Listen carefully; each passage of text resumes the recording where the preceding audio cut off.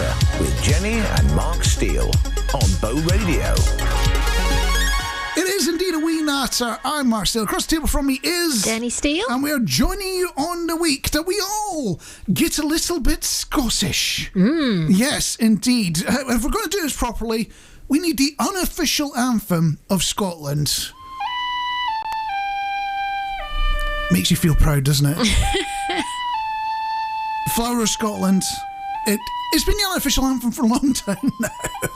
And this is the week that we proudly pipe in the haggis to songs like this and other patriotic classics. And we pretend that Scotland is more Robbie Burns than Rab C. Nesbitt. Actually, I can't remember now. Trainspotting, was that a documentary or was that a film? It was a film. Although I say that, I did once spend an entire trip across Fife in the back of a bus, being enlightened on the Scottish drug scene by a regular participant would be the way I described the gentleman. He was very knowledgeable in it, from a consumer end of things rather than, the policy and government side that you're not here for these sort of things. And rather than concentrating on the grim side, we will be playing songs by Scottish artists. But before that, the Postbag has arrived. It managed to get here in the wind. It did. We even got a postcard before it blew away. So Henk sent us a wonderful postcard to celebrate the fact we're coming into 2024. Thank you for that. It was fantastic. It was wonderful. We have updated Google Maps because apparently it went to the old address. That's not your fault, Henk. That's our fault because we screwed up and we didn't update Google Maps. So that has been sorted out now.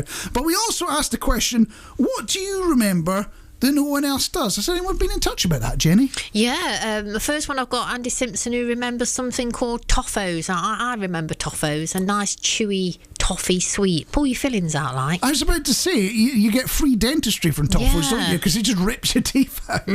I've got a comment about what happened in the last episode of A Wee Natter, asking, Marc hasn't decided to space up to Scotland, has he? It's an interesting idea. I like the idea. It'd be a novel way to do the challenge. I remember great music of the 60s, which then makes me feel really old when someone says, who are they?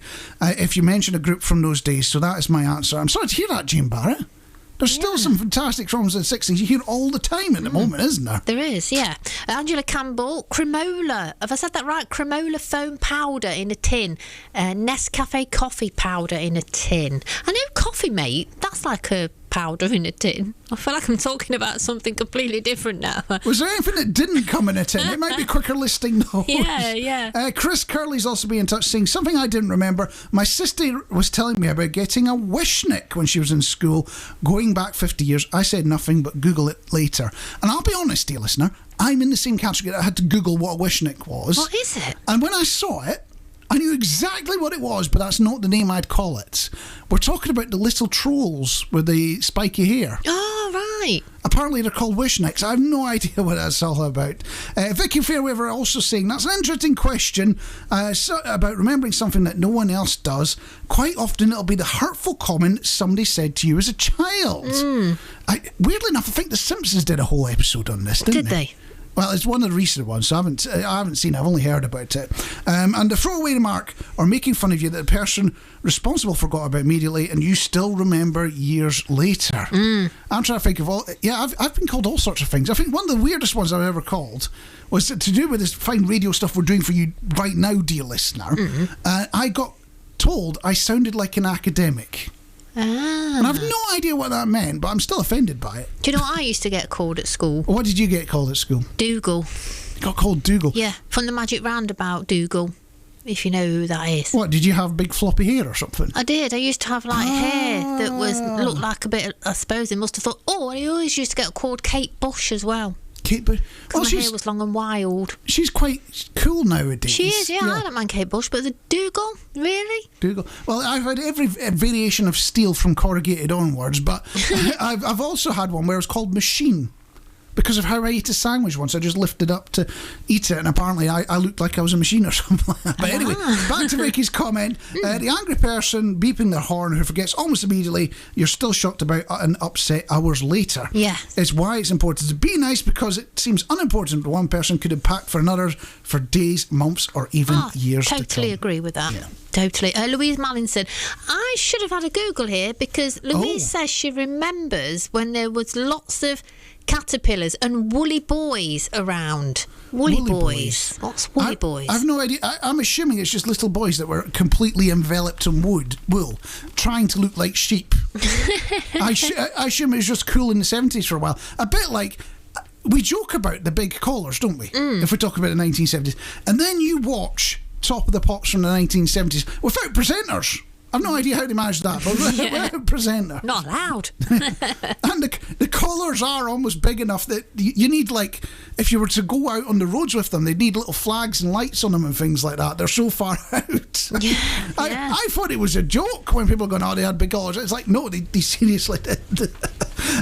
Sam Kilp also in touch saying, I'd say the thing I remember that nobody else in my family remember is the 2010 when England played Germany in the Football World Cup. I'm going to say I had no dog in that race. as a Scotsman, when it comes to World Cup, just getting through qualifications a celebration. Now, never mind making it all the way up to England v Germany. But England had scored what was found to be a legitimate goal. I will take your word for this, Sam. And we were all jumping, celebrating. Then all of a sudden, Germany had the ball, and we thought, how have they got up the pitch that quick? And it turned out play continued because the goal hadn't been given. Oh, I spoke to Stephen Hall about this. He said we were robbed. We was robbed. Robbed, he said. We were robbed. England should have won. We was robbed. Robbed. I've got one from Sam as well. The stop-motion animated TV show Moss Chops from 1983, narrated by Bernard Cribbins. I had to look it up. I watched clips of it, and I still went, I have no idea. I know I haven't. Sam, I don't know. And the final one I've got here is from Cheryl Warner saying, remember a Doctor Who chocolate bar? Think it was in the 70s. I used to get it in a goodie bag after a visit to the Panto. Oh no, she didn't. Oh yes, she did. And it was in white chocolate, but no one else remembers. I don't like white chocolate. I think there's a picture of John Pertwee on the wrapper. Oh, I don't. Yeah, actually, no, I do like white chocolate. Do you like John Pertwee? No. And on that note, I think we ought to have a wee natter. We are going all Scottish with the fact that it's going to be Burns night this week. We're going to pipe the haggis in fresh from the microwave. We managed to find some whiskey sauce for the first time ever in England, haven't we, this time? Yes, I will say on the radio right now that I have not consumed whiskey sauce at this point because I do have to drive back home through the storm. Yeah. So I will stress no alcohol is being consumed yet, but it is sitting there in the fridge ready to be consumed when we are going to have to pipe the haggis in. You do know that. Yeah, have you got your bagpipes? I don't, so it is going to just have to be some dodgy recording off the internet. Yeah. And I want to sound down with the kids when I say this, right? But I think we're going to do one of these shout-out things. Oh, go on. You hear them? So Roger's been in touch from Walsall, West Midlands, which is now part of Sherwood, in case the bosses are listening. Of course. Saying, hi, Ellie. Hope you had a peaceful weekend, a chin scratch, and to fab felines, jazz and splodge from Rog and Kiki Cat. Cat. I'm assuming that is a very nice, positive message we passed out, and not some sort of drug deal message thing. Well, Splodge is not. He's a bit poorly at the minute. Oh, okay. So this is genuine. This isn't some secret messaging thing that from the prison that we shouldn't be reporting. This is genuine, good, heartfelt stuff. Yes, yeah. We're wishing the Splodge to get well soon. I'm sure he will. And talking of get well soon, I don't know if I should admit this, dear listener, on Thine Wireless, but I managed to injure myself yesterday, right? You did. It's a serious injury with blood and everything. Admittedly, a tiny amount of blood out of a tiny little cut, but it was blood and everything. It was a proper serious injury. Yeah, but I was worried because I just brought some new bedding and I was worried that I needed you to help me make the bed and you got blood on your hand. I was concerned, obviously, but I was, the thing is, it isn't the most glorious of incidents that I managed to injure myself in, dear listener. No. What happened was I was rearranging the rug after hoovering, because you have to lift the rug to get all the dirt that's underneath it. We don't sweep things under the rug in my world. We have to clean underneath it. So I'm rearranging the rug. I go to reach over to the other side, trip over the rug in the process, come flying down, and it's Henrietta, actually. Henrietta. We've got Henrietta, not Henry. There's no real difference. But Apart from the colour. Yeah. She's a nice pink. Exactly. So I'm falling over. Henrietta thinks, right, this is my moment to get my revenge on this chap. And then takes a chunk out of my wrist in the process. So it's a daft accident. So it got me wondering, have you ever done anything daft to injure or embarrass yourself? Does anything come to mind, Jenny? I'm trying to think what I've done. I've done this. I don't think I injured myself, but I did something funny when, in fact, you was with me at the time. Oh, right. I think Stephen Hall was with me. I'm sure there was somebody else. We were getting into the car in one of the multi-storey car parks, and for some reason, I was getting in the back seat, and I got myself caught round the seat belt for the front seat. I don't know how, but it got itself wrapped round my leg and an ankle bit, and I just went back into the back seat. Oh, I thought dear. it was hilarious. Yeah. I didn't mind. Well, at least you don't have a list of incidents like I have. I mean, top of my list, I managed to split my trousers on a day out to the coast. So I just went to sit down. I always put a few more pounds on than I thought, and you just get this creak as the back of the trousers parted like the seas in the Bible. Would be the way to describe I've been with somebody at a swimming bath that's done that with the trunks. Yeah, I did it with my trousers on a day to the seaside. The bad news is I still had to get on a bus to get back home afterwards.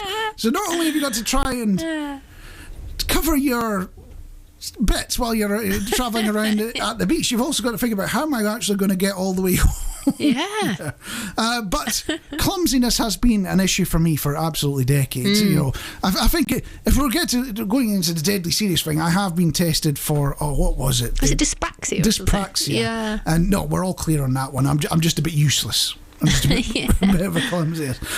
But my parents, anytime they see me go up or down the stairs, they just they get like the 1,000-yard stare. It's just like, what? No. They can't say it out loud, but they just go into this 1,000-yard stare. I'm the same with you now. I get a little bit, butterflies inside thinking, oh, God. Especially they're new. They've got a spiral staircase now, haven't they? And it's not just because I have a habit of falling up and down stairs. I fall both directions. That happens. And take the banister with you. Exactly, yes. So there have been many times I've gone falling down the stairs, grabbed the handrail or the banister, and it's come with me. So you don't stop falling. It goes on a journey with you. So my parents still have that 1,000-yard stare from those sort of incidents. So I'm going to open this up to you, dear listener. Have you ever done anything daft to injure or embarrass yourself? That's the question. Have you ever done anything daft to injure or embarrass yourself? Do get in touch. Samantha Palmer has been in touch to say, good choice with the Bay City Rollers. I saw them at a festival last summer. Admittedly, only one original member, but a cracking show. Who's the original member now? Can you say? I really want to... I could tell you at one point, because I saw a documentary about the Bay City Rollers, and they did have the one remaining member talking all the way through it. Oh. But the name just... Not Les. It might be. Who was it? Les, Eric, there was Derek, weren't they? Alan. I used to like Derek. He was on the drums, wasn't he? Woody. I didn't follow him, don't get me wrong, As somebody who claims they're not into the Bay City Rollers, this is a lot of information about the Bay City Rollers you're coming out with. Next, you'll be talking about the fact that Saturday Night was influenced for an influential song for a New York band that was all cool and things, wasn't it? I'm trying to remember which band it is now. No, I am as well. Saturday Night, I thought you meant the Wigfield one. It's not that one, is it? No. Saturday Night is All Right for Fighting. That one. SUTARDNIGHT. The one where they spell it out, that's the one it is. Is that the Bay City Rollers? That's the Bay City Rollers song, is yes. It? Oh. I'm even digging it up, right? Songs, Saturday Night by the Bay City Rollers, there we go. Released in 1973, so we know it was in their prime. Cover versions. Sampling. It was by the Ramones, that was it. Oh, quite like the Ramones. I knew it was some cool New York band. Hey Ho, Let's Go. That chant was sampled from, or inspired by Saturday Night. And they were quite open about that in the documentary. Even had Chappie from the Ramones, Tommy Ramone, mentioning it as well. So there we go. We're being all educational tonight about the music as we try to pretend that there's not a massive storm happening outside. We won't mention that. It's A Wee Natter on Bo Radio, where we are being all Scottish here in Sherwood Land for the week, because it is Burns night this week and we're going to get out our microwaved haggis and our neeps and our tatties and we're going to enjoy it as a package. But a few of you have been in touch requesting some fantastically Scottish songs, and in fact we're going to get all patriotic with this next one. Yeah, get me saying fancy words, patriotic. Yeah, Sam Killip's been in touch from Leicestershire, which is now part of Sherwood, saying, Happy Burns Night from when it arrives. I love to hear the Flower of Scotland, as I love the whole atmosphere of it. I visited Edinburgh back in 2016, and I heard people playing this, and I definitely knew what part of the world I was in. That's the thing about Edinburgh. It is very touristy. We were there a couple of weeks ago, weren't we? As a local, it's touristy almost to the point of being annoying. Every street corner there is somebody out with a set of bagpipes playing the same three songs, and Flower of Scotland is one of them. You learn to drown it out eventually, but it is one of these things that happens. I made a mistake this week, dear listener. I read some local news and got very angry about it. Oh dear. Yes. Not because of anything serious. I don't want you to get worried that I've been looking at serious local news. I've been looking at light-hearted local news. That's what I've been. But I still got upset. So it's not pictures from when you're in primary school. That seems to be everyone's first appearance in the local newspaper, isn't it? When you're all standing in rows and you get your picture taken and your entire school year appears in the local paper. See, I feel like I've missed out now because I never had that. My parents have still got the ones from when I did it. And they've even still got the announcement in the Press and Journal, which is the newspaper of Inverness, Aberdeen, that sort of area, right? Where it announces my birth. They've still got that. They've still got that archived away. But this time it's a story that ended up on the Knots TV website with a fairly innocuous headline. So I'm not angry yet, just reading the headline. It just says, Nottinghamshire Railway Station is no longer Britain's least used. Okay. Yeah. Which means, because we are touching on a local story, I get to play the clip. We managed to shoehorn local content in. It's always worth a wee celebration, isn't it? It is.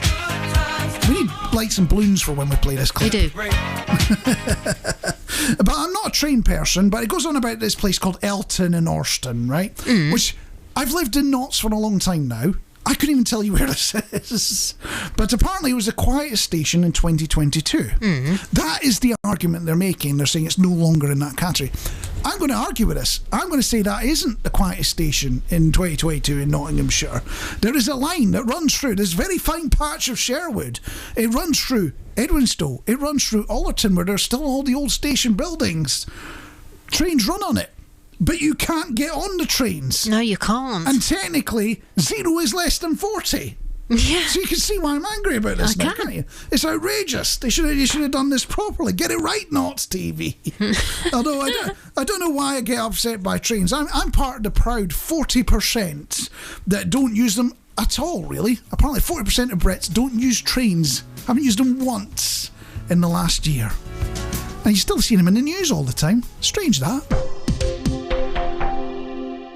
Amy McDonald, This Is the Life. It's a wee natter on Bo Radio, where we are putting you in charge of the Scottish songs as well as us. There's a couple of you in touch with that one, Hank, and also Angela Campbell asking for Amy McDonald. And This Is the Life is a very good song of hers as well. And we've mentioned that song. Somebody has been in touch saying it was top of their Spotify most played or whatever it was. Cheryl Warner, Spotify fave songs list. Yeah, they do a little rundown at the end of the year when they tell you, here's what you've been listening to on Spotify. And if you're anything like me, dear listener, you get horrifically embarrassed by that list. You look at it and go, oh, was that really my top artist? Who do you think my top artist for last year, 2023, was? Based on the kind of person I am, I like things a little bit rockier. Admittedly, I'm a little bit older in my music taste. Where do you think I ended up? Coldplay. Coldplay. Coldplay did not even make the top 5. That was mine, top 5. It kept coming up on me. You love Coldplay. You love Coldplay. I was like, I do love Coldplay. My top artist ended up being, and I can't believe I'm saying it out loud either, Pet Shop Boys. We're going to see the Pet Shop Boys this year. It's costing me more money than I'd hoped. I've been out and about recently, dear listener, and bumped into a fair number of dogs on the way, including some friendly, not so friendly ones, chasing out their gardens and things like that. I've met some cute kitties along the way as well. Yes. But dogs tend to be a bit more forthcoming than cats do, don't they? Yeah. They tend to be a bit more investigative. So it got me wondering, you know that moment you have to call your moggy back in or your dog back from chasing that pigeon. What would be the worst names to be shouting out? I mean, there's the obvious one. There's the Fenton! Fenton! You know that one? Yeah. Are you familiar with Fenton? No, I'm not. You No. don't know the clip? Oh, wow. I need to show Jenny a video from about, 10, 15 years ago of a dog called Fenton running away and a guy chasing after it as well. But I've been looking at, what are bad pet names, when you need to call them back in. I saw a few on the internet. Imagine you've got to call your dog back and you've called your dog Woof. Woof. Woof. Yes. Woof, come here. Sausage roll. Which, if you call your dog sausage roll, it's got to be a dachshund. It cannot be anything else. You could pick, names like Dave, Nigel, Lucy, Jane. Normal human names. Yeah. Like Dave, get over here. Or even worse, Gary. Calling your dog Gary. Gary the dog. Instantly makes your dog seem middle-aged. Yes. Yeah. Well, how old is middle-aged for dogs? It's not 45. I don't know. Although if we're looking at bad dog names, what could be even worse would be if you trained your dog to respond to, "Oi, you!" So, you're in the park, "Oi, you, come over here!" Could backfire a little bit, couldn't it? It could. You're there with the wrong about 10 characters. people coming over to you. You're picking a fight with you depending where you end up. Celtic thrashed Bucky Thistle 5-0 to progress to the last 16 of the Scottish Cup. That's the latest. I'm Kevin Gover. And the least surprising football result ever. Here is the latest weather forecast from Bow Radio. Batten down the hatches, Storm Aisha is here, and if you're not already home, you will be swimming back. It is wet, wild and windy out there. Heavy rains and wind until the crack of dawn with a low of 10 degrees Celsius. Tomorrow we lose the cloud, so weirdly it gets colder in the day than it was overnight, staying dry with a high of about 78 degrees Celsius across Sherwood. A Wee Natter with Jenny and Marc Steele on Bow Radio.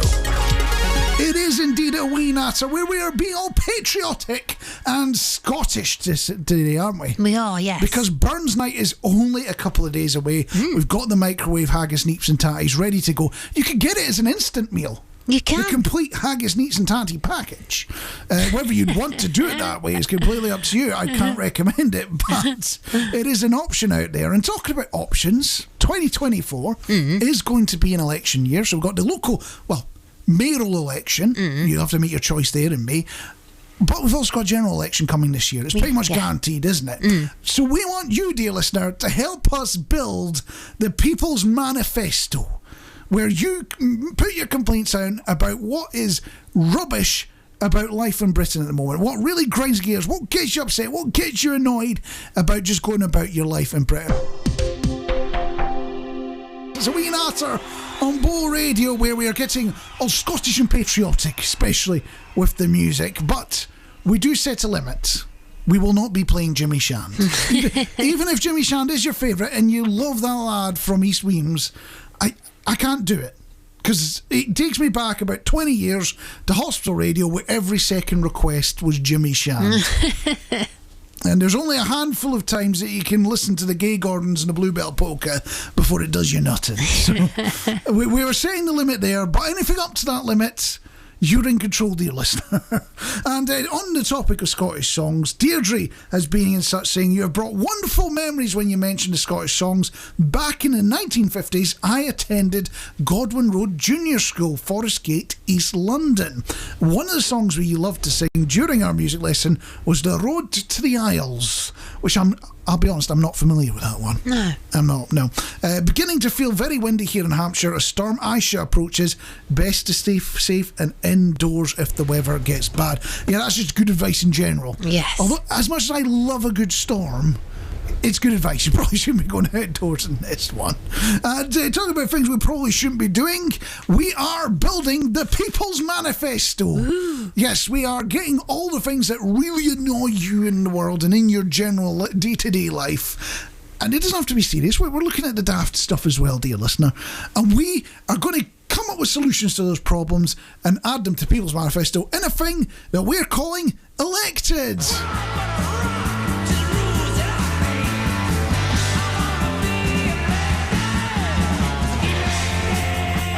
It's totally not just an excuse to play this clip from Alice Cooper every week. Totally not an excuse. But the thing that annoys me, and is I think we need to get a solution on the People's Manifesto for, is the concept of camping. Right. Just the complete concept of camping. How do you feel about camping, Jenny? Are we talking camping or glamping? I'm talking like proper camping, as in a tent, in a sleeping bag stuff. It's never appealed to me, I've got to be honest with you. Have you ever done it? No, I don't think I'd want to either. Yeah, it's not generally an issue at this time of year.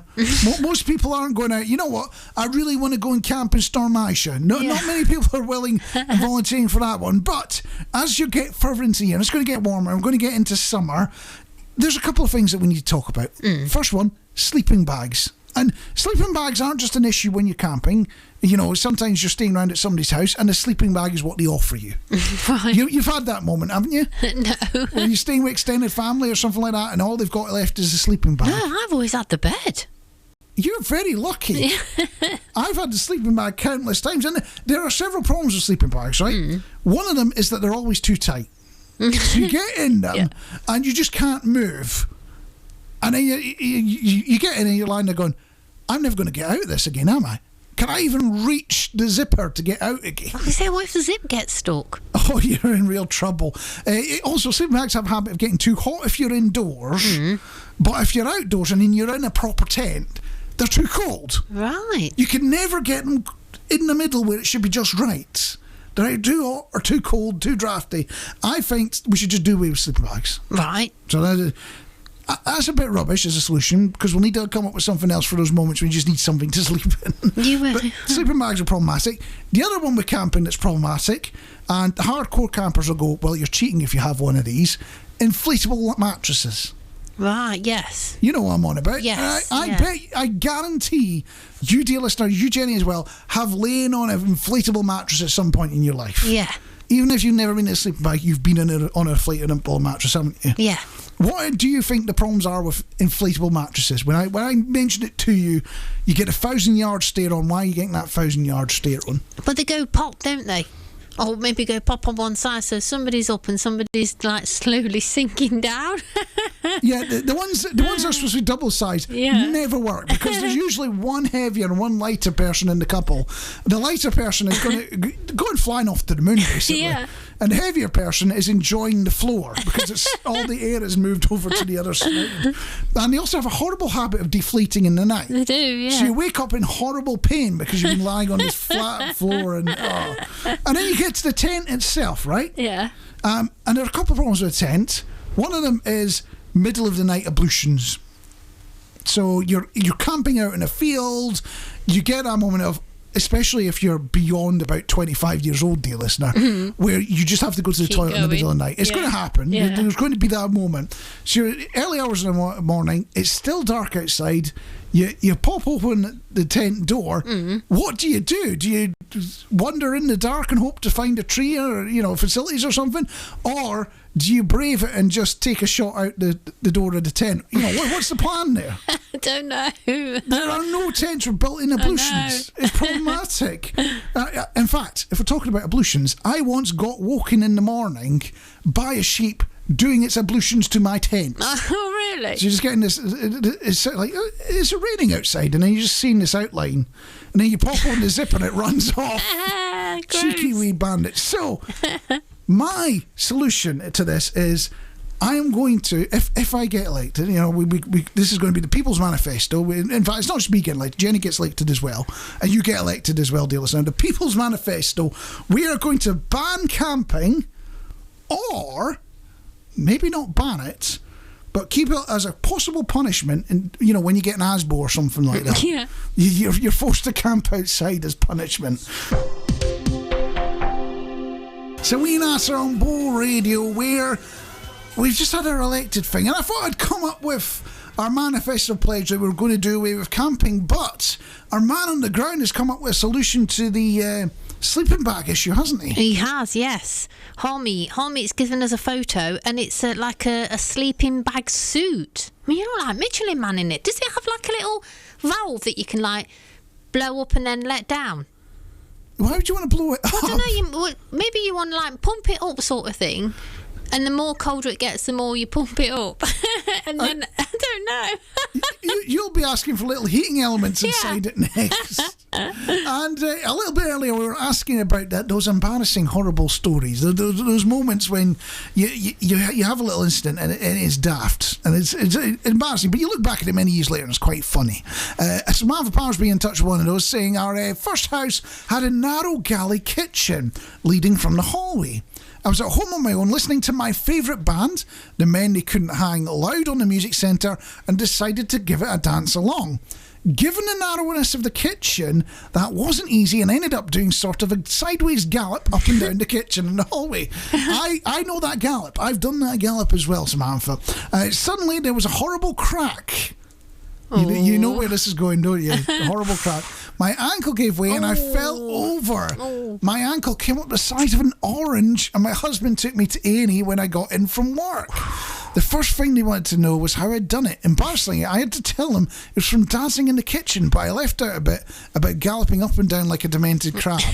Fortunately, the x-ray showed no breaking. It was just a very bad sprain. Wow. And talking about bad sprains, I once got one, and I'm not making this up, in a hospital. You think I'm being daft for this here, right? Walking into a hospital to do hospital radio thing, and it was at an old nurse's house. You know what they look like, don't you? Yeah. Listener, right? And we're going about 20 years ago here, right? So I'm stepping off the curb, I misjudge it, and like you see, that crack noise happens. And my ankle starts to inflate up, and I'm like, well, it's not that bad, but I should probably get it looked at after we finish what we're doing here, volunteering. So me and my friend then did this whole radio show thing together. He then spent the entirety of the show winding me up, and also then asking on hospital radio if we could get preferential treatment because one of the presenters was injured. And guess how much preferential treatment I got? Nothing. No, I was there for hours until they told me it's just a sprain, go away, you're wasting time. I think that was probably the correct answer there. I wrote a quiz over a decade ago now. We're assuming it's at least a decade because it says 2009 on the computer thing. Yeah, it's worrying when you look at that.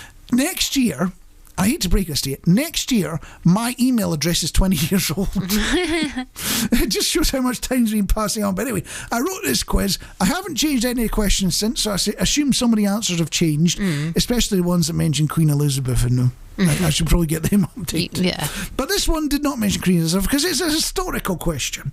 And it says, what crime did Burke and Hare commit? You're familiar with the story of Burke and Hare, aren't you? I think so, yeah. Yeah, what crime did they commit? And before you answer, it's probably not the one you're thinking of.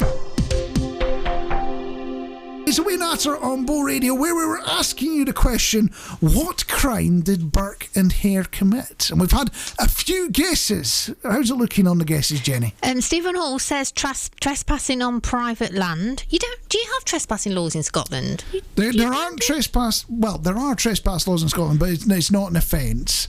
In England, it's a civil offence unless it's aggravated, or you turn up with burglar tools that could be the police go, you look like you're going to burgle, and then you get done for that instead. So you're all tooled up. Yes. Yeah. So if you're going to break into somewhere to explore, don't turn up with tools. That's a very bad plan. You'll get arrested for something else. Cheryl Warner, snatching or stealing dead bodies from hospitals. Oh, I like where you're coming from, but unfortunately, that's the one thing that they weren't tried for, because that's the one that they're famous for. Everyone knows the story of Burke and Hare, and they were body snatchers. It was a big thing because all the anatomists in Edinburgh, if I'm remembering correctly, just needed bodies to teach on. And they did it with real live bodies in those days. So there was a big thing about that. But Burke and Hare, they weren't just body snatching. They took it to... have we got any more guesses? Well, no. Our man on the Grand Harmage just sent me a little picture, because he said to me the only Burke he knows, but it's spelt B-E-R-K, not Burke, is with his friends. And I said, so who are they? And apparently it's some programme called Trapdoor. Trapdoor? That's a kid. I know it's a kids' TV show, but I've never seen it. No, I haven't. It doesn't ring any bells for me, but I'm assuming this is the thing with kids' TV shows. If it's of a certain era, then it will make sense to you. So no, it was nothing to do with the kids' TV show. Nothing to do with Trapdoor. But what Burke and Hare did commit was murder. So well done to Hank for getting in touch with that one. Although it does feel kind of weird to celebrate the fact you were telling us about murder. But there we go. Experience, dear listener, which you can imagine is vast and very shallow. It's not very deep in any direction. But in my experience, customer service departments exist because company leaders are weak. That's why I think they exist. A bit like, I don't know if you've seen that Rishi Sunak clip that's doing the rounds this week. No, go on. He had to face the public, and he got this woman asking about waiting times on the NHS and things like that. I have, yes. And, well, he doesn't laugh at her, but he's laughing and walking away later. And it doesn't look good. No. He doesn't look very human in it. But anyway, I get the impression that if a lot of company leaders were put in a similar situation with the people that have to buy their services or their products, I think it'll look very similar. I think the interaction would end up in the same place. But we're here in the 2020s. The call centres are going out of fashion, because that was the thing for a long time. If you didn't want to speak to the public, you got a call centre, and you put people in it that didn't have the power to do anything. Yeah. So you spend hours on the phone asking for something to happen, and nothing happens. It's just useless, isn't it? So call centres have gone out of fashion. What do you think the replacement is? Is it the instant chat? Instant chats. Yes. AI chatbots. Yes, you know the sort of thing I'm on about. They're not a new thing. If you think AI chatbots are a 2020s thing, dear listener, they are 1960s technology. There was a chatbot that created then called Eliza that tried to be a sort of therapist. They would ask you questions and then reply back with the answers, trying to appear intelligent. Yeah. That's what these AI chatbots feel like. It feels like we haven't moved since the 1960s in technology. But have you heard about DPD's chatbots? Yeah, I have. It's funny. Somebody managed to get it to swear and make a haiku about how useless DPD is. So we're told that AI is the future. I must say, AI's got its place. It is going to be part of the future, but it's not everything. We had the AI winter in the 90s and the early noughties where nobody threw any effort into AI because it all looked a bit rubbish, a bit pointless, and we've suddenly gone, oh, we've got enough computer power, we can do the stuff from the 60s, it's going to be amazing. And, well, we're seeing how all this stuff works. And have you ever used ChatGPT or any of these chatbots before? I have. If it goes well, it goes well. It means you can get through to somebody, you can get your point across, you get a response back, and it's done and dusted without holding on the phone or whatever. If it goes wrong, it just goes wrong. Yeah, and you end up stuck in a loop. And do you know how it goes wrong? Because I know this is a huge oversimplification, but the way these AI bots work, they're just trying to guess what the next... It's called a token, but the way you're figuring it, it's almost trying to guess what the next word in the sentence should be. And that's all it's doing. Yeah. There's no intelligence behind it. And if you've not got what it's kind of got, then you go, like you say, you're just going around in a loop, aren't you? Yeah. And to demonstrate the height of artificial intelligence, I got ChatGPT to write the end of this link, Jenny. Ooh. Yeah, do you want to hear it? Go on. You know, some folks say AI is the future, but after our little chat today, seems like we're still figuring out how to be in the present. We're doomed, aren't we? Yeah. We're going to get replaced by bots, me and you, Jenny, aren't we? We are. I don't know what the oblivious too, but Aztec Camera are oblivious. It's A Wee Natter on Bo Radio, where we have managed to stay Scottish for the whole show and played you all these wonderful Scottish artists without breaking into Jimmy Shand, which is a feat in itself, I think. Do you know who we didn't play? Who did we not play? We didn't play Danny Wilson. Everything is wonderful. I like that, Mary's Prayer. That's the only song of theirs I can think of. Me too, actually. Danny Wilson's the name of the group, isn't it? It's not the name of the chap, which is what you think when you hear, oh, it's Danny Wilson. It's a little bit confusing like that. And talking about confusing, that's about it for A Wee Natter. We are done for this week, but if you're listening to us on an on-demand platform, so you're not listening live, you're listening on podcast or on YouTube or anything like that, there will be a subscribe button. What I want you to do, dear listener, is make sure you hit it, and if there's a little bell next to it, ding that bell as well. And what will happen is every time this fine thing is released, it will be emanated directly into your lug holes, whether you asked for it or not. That sound like a good deal? That sounds like a great deal. If you prefer to be live, interactive, and join us with picking the music on the radio, then Bo Radio is the place to do it. We are here every Sunday from 7 o'clock. Well, I say every Sunday. Every Sunday that we are available. Yeah. Does that make sense? Yeah. Because if I say every Sunday, you're going to assume, well, what about Christmas? What about New Year's? All that sort of thing. And then you are making promises that we can't keep.